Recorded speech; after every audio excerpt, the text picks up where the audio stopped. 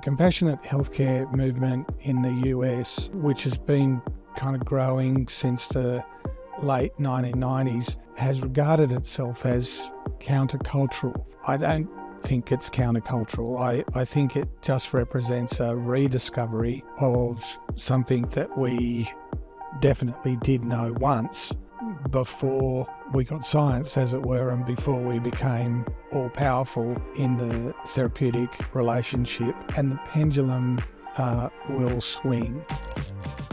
I'm Dr. Louise Messara, and this is the Future Health Podcast. Nanotechnology, personalised medicine, a focus on patient empowerment and the rise of the consumer will put far more control of the patient's health in the patient's hands. But is the health system prepared to job share care? Today we talk to Dr. Chris Millross about the evolving relationship between clinicians and patients and ask about the risks and benefits of questioning who should be in charge. What if the future is less of a power struggle and more of a partnership? Chris is a radiation oncologist and Director of Mission at the Chris O'Brien Lifehouse.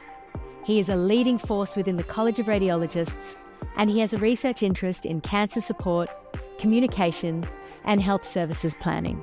His practice is driven every day by the statement, "What more can I do for my patients?"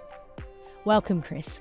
An important focus for all of us is the patient being at the centre of care, but patient feedback at a system level suggests that this is probably still more of a goal than the reality. Do you believe a shift in that continuum with more control in the hands of the patients is inevitable? I'm not sure it would be an inevitability necessarily unless our profession joins in, acknowledges it, welcomes it and works with it. I think at a societal level there are a number of things that are driving patients' expectations that they rightfully ought to be more at the centre of their own care. You know, things like their level of education, their expectations generally with respect to healthcare outcomes. You know, we're in some ways victims of our own success, although that's not quite the right phrase. You know, as healthcare outcomes improve, people rightfully expect even better healthcare outcomes. As inadequacies are in the system are more clearly documented, gaps in outcomes, for example, people quite correctly want those gaps closed and those inadequacies addressed. So societal expectations have changed, and there's an inevitable push that comes from patients and carers and consumer groups towards change. And, you know, we could resist it, or we could acknowledge that actually we'll all be better if we take a lot of that ask on and work with it. So you say we'll all be better. Is there good evidence supporting this shift to a more collaborative model?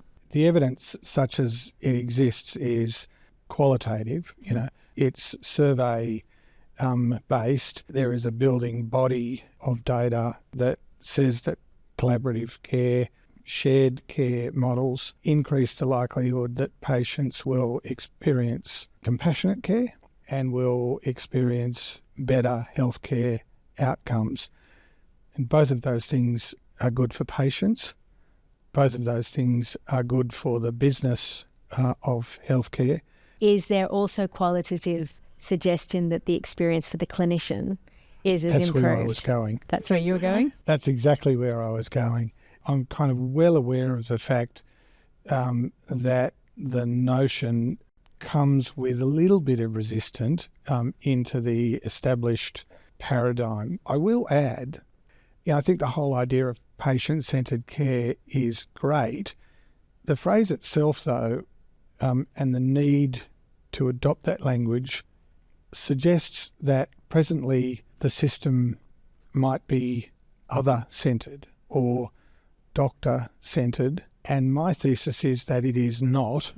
Just ask the people in the system that are working in the system and providing care if they think the system currently works for them. And Sure. And they'll say, no, I don't think so. It could be a whole lot better. So patient-centred care is an important and necessary change, and the profession, medicine, nursing, allied health, everybody who works in healthcare getting on board with it will ultimately make all of our situations better for patients and better for us at work on a day-to-day basis. It's still an aspiration today. Why is that? What are we resisting?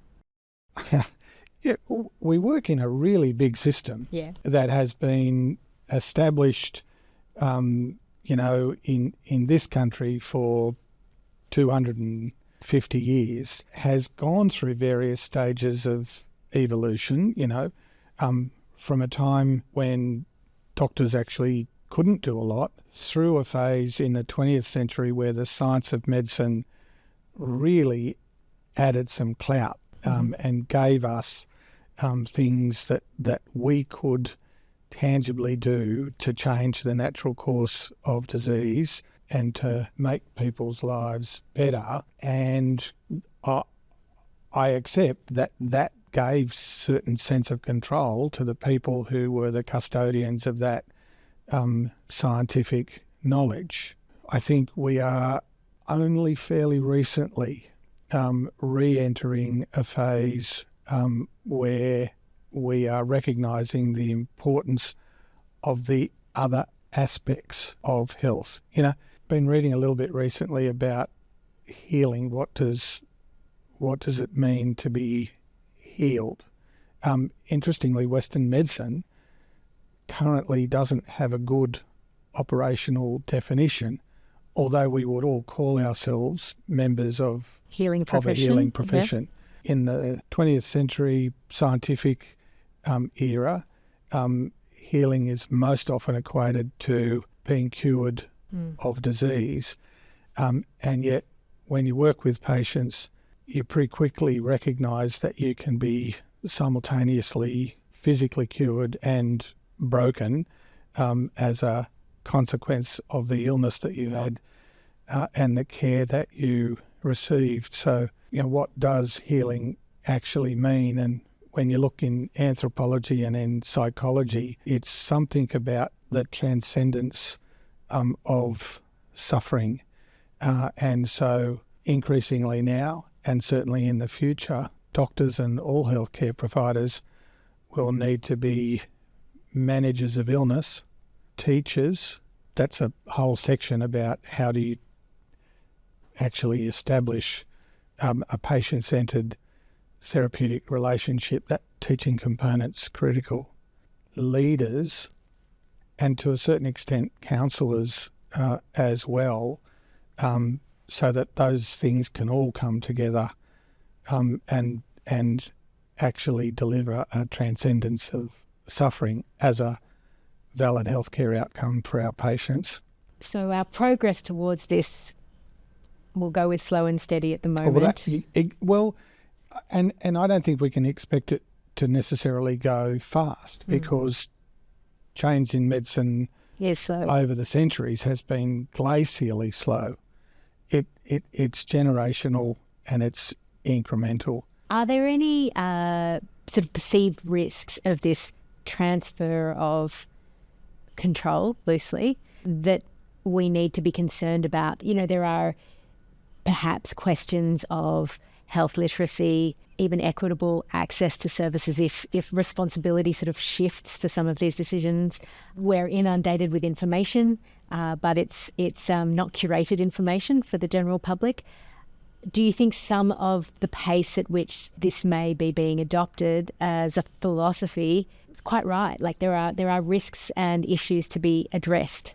I think there are risks. I think there's little doubt that to sift through, for example, a variety of options that might be available to a patient with a particular illness, you need a certain amount of expertise is required by someone in the room, and it's mostly the healthcare worker. But that then moves to that part about teaching your patient and their carers what they need to know based on their current level of health literacy to understand enough to participate well in that shared care decision-making process. So there are certainly risks, because you can't be making decisions necessarily based on a feeling in your waters, or on an unpeer-reviewed website, for example. And that's where we need to be working with our patients and guiding them. And I think if we were to criticise the pace of change as being slow, we might also acknowledge that slowness is probably careful, cautious, and in some ways a risk mitigation strategy, This is going to ask for the healthcare worker in the room to be equipped with perhaps a broader set of skills than have been relevant up until today. When you're thinking about maybe the personal or professional characteristics or skills of this doctor or nurse practitioner who's sitting in a room with a patient and family, playing the role of educator, communicator, collaborator, do you think this is an extension of what we do, or do you think there are new skills that we're going to have to incorporate into what it is to be a health practitioner? There certainly are, and the CanMeds principles are a really good example of a long list of required skills that one needs to be a specialist. And CanMeds have been adopted by some of the colleges to guide their postgraduate curriculum. You can't teach every aspect of all of that to undergraduates. It's just clearly not possible. And you probably can't teach all of it to everybody, even in our undergraduate, graduate and postgraduate training years. There's a lot to learn. So how do you deal with that? Well, I think, there's a big part in selection. And I know candidate selection. Yeah. I know that can be controversial, but I think no one would argue that it's not important. And then there's just a question of working out at what stage are you going to teach what skills. In my own career, I got to a leadership position 20 years ago and pretty quickly worked out that although I might know a little bit about my specialty of oncology, I don't really know anything about leadership at that stage. And so there's a language of leadership that you need to acquire. Same can be said for communication. You learn a little bit about communication as an undergraduate. You learn a little bit more about it in your specialty training phase. And even then, there's a lot more to be learnt. And if you select appropriately, the notion would be that you have trainees who are ready and comparatively easily able to then acquire the leadership skills, the communication skills, the advocacy skills. Do you think that if I gave you a cohort of medical students, top of their class, all bright young things, can you teach them the essential skills? You've referenced the importance of selection, and I agree with you. In the interim, until we get that right, can we teach empathy? Can we teach compassionate care? Are these skills that can be learnt, practiced, rehearsed and performed? Absolutely. I suppose I would make the point, some of that teaching will be formal and some of it will be informal. In medicine, the importance of the apprenticeship model remains today, and I don't think it's ever going to completely go away. I don't think everything should be learnt in a classroom or through didactic lectures. You mentioned empathy. There's actually good evidence that empathy can be taught. Helen Rees from Harvard has conducted study and published a book called Empathetics. And, in her model, there are 7 characteristics in regards of empathy that can be used during a clinical consultation. And if the consultant is aware of those, then it's great to figure out where the patient's at. And it's also important to be mindful of where you're at in that consultation and what message you might be sending to your patients. Compassion, I'm going to say, is the next step from empathy. Empathy is putting yourself in your patient's shoes, feeling what they feel. In and of itself, it's not particularly useful to the practitioner unless I respond to it with concern and action. And I think what we've taught people traditionally is disease and action, and all that kind of contemporary thinking around empathy and compassion does is that it contextualizes the action part. It's not just a problem, an analysis and a solution. It's doing that in a way which connects you to your patient, recognises what's important to them, recognises what they immediately understand and what they need to learn, and then distills all of that into a way forward which meets their needs and is consistent with what you understand to be good practice, solid evidence-based care. It feels like there is, I think probably all of us went through medical school in the last 20, 30, 40 years. You had, as you said, a smattering of some of these skills, an OSCE here, a little bit of communication station there. But these are very challenging skills, and it feels like we have to make space for the reality that this is an important part of our clinical practice moving forward. And I wonder if the way in which we're being educated and the knowledge base and whether technology is going to help us reshape the curriculum in some way to create space. Because as you say, it's really hard to know what you would leave out. What would you cut out? Yes, yeah. That's right. What would you leave out in order to make space? Because I think at the end of the day, learning the language of medicine and the science of medicine, frankly, there's a lot in it. Yeah. And I don't know that you could radically cut down on all of those, if you like, foundational sciences.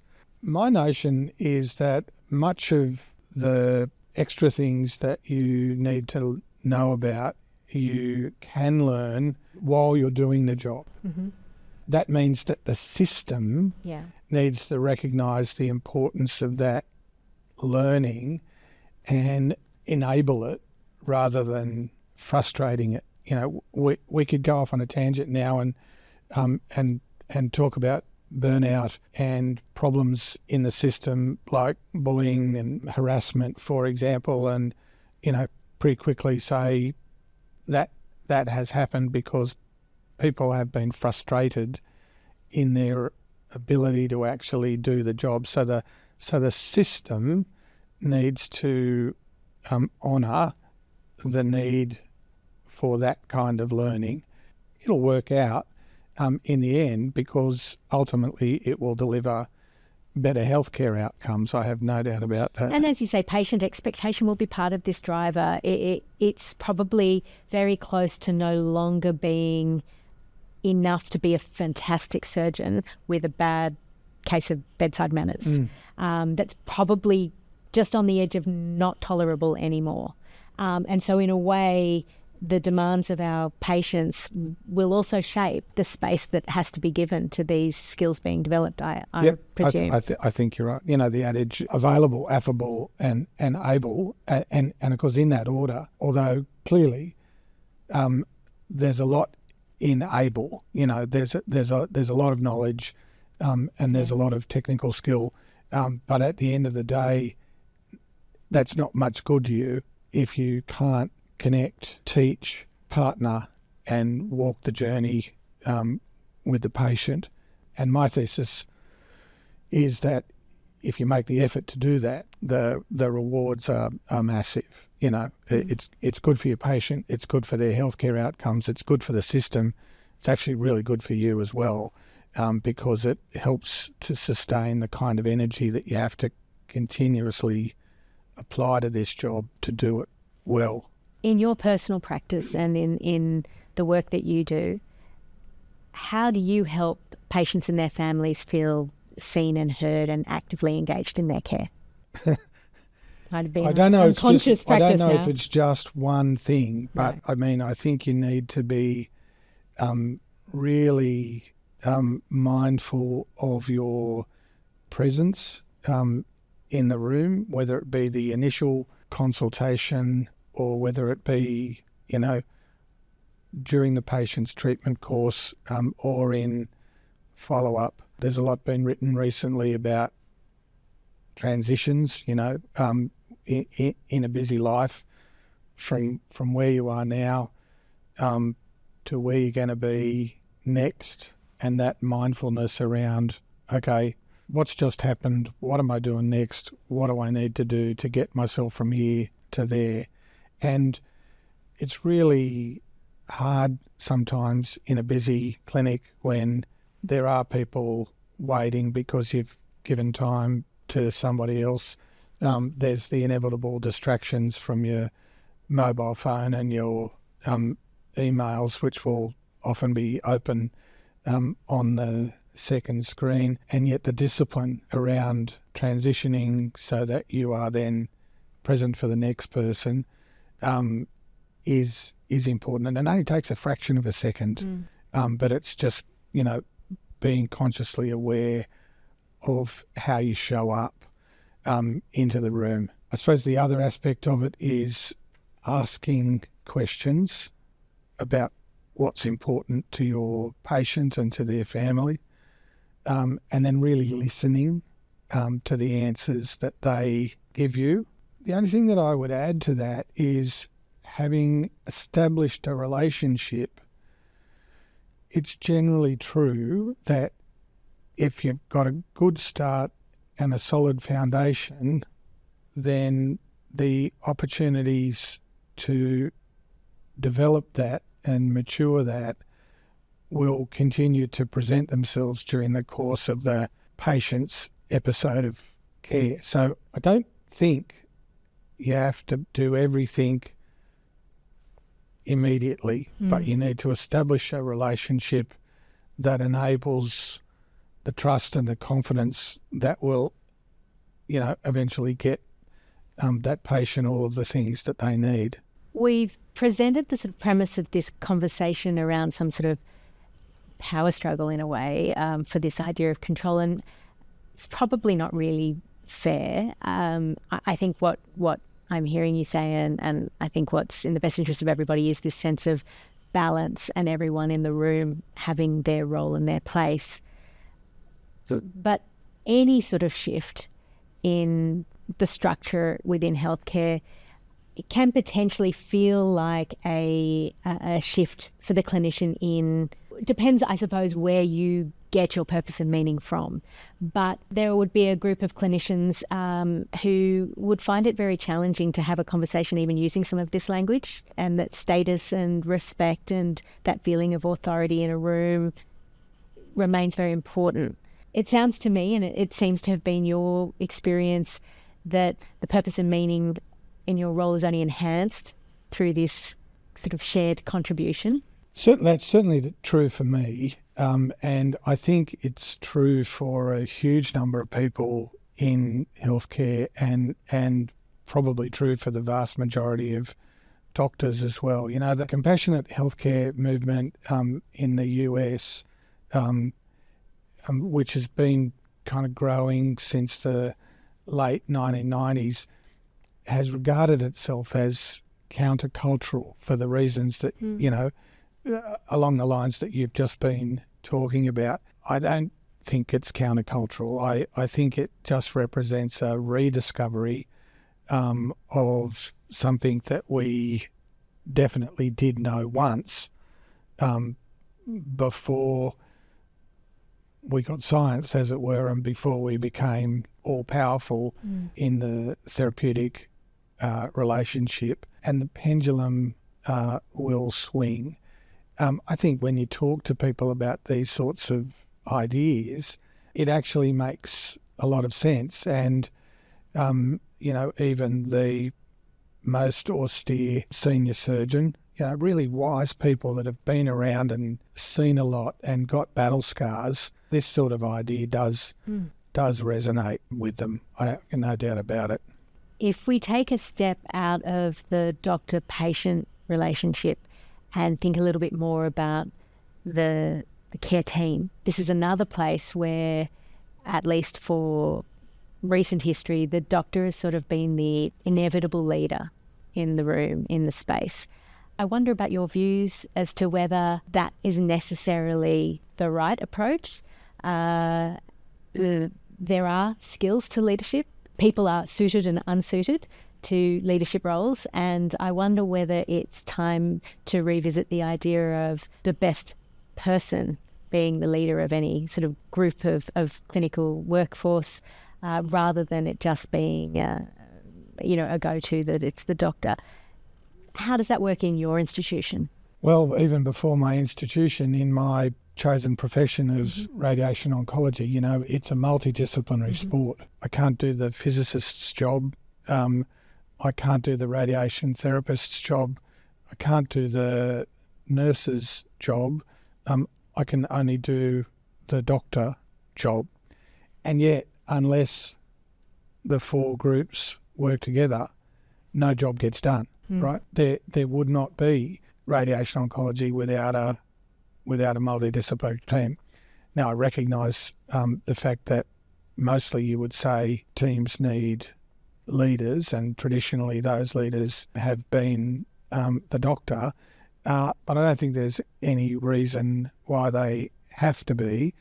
And I think when you really respect what multidisciplinary means, change does take place. Like the medical model that we were talking about earlier, changes incremental and slow. It's happening and it will continue to happen. I mean, I wonder if it will be a relief for some clinicians, some physicians who it's a real strain to be the assumed leader without necessarily the makeup to do that job well. Yep. Recognition remains an important factor. Respect, recognition. Everybody deserves respect and recognition. 100%. And do you think we've created a false link between sort of positions of leadership and this idea of respect and recognition, and the untethering of those two things might give a little bit more flexibility? Possibly. My own preferred leadership model is the servant leader, where it's not about being necessarily seen, and it's not about power.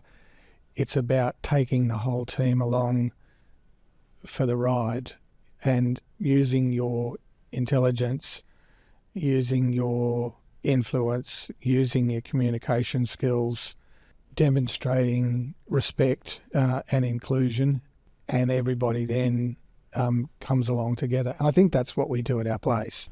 I think that's the culture that we have worked hard on developing over the last 10 years. If you could set for us your vision of the relationship between patient and clinician over the next 10 years, can you lay that out for us? What does it look like as we move into the future? It's a really big question. Can take your time and take a deep breath. I think the answer depends on what perspective you're looking at the question from. From what I've read and from what I have experienced and understand, I think the answer to that question from the patient's perspective is that I have been heard, and what matters to me has been taken on by the care team and enacted.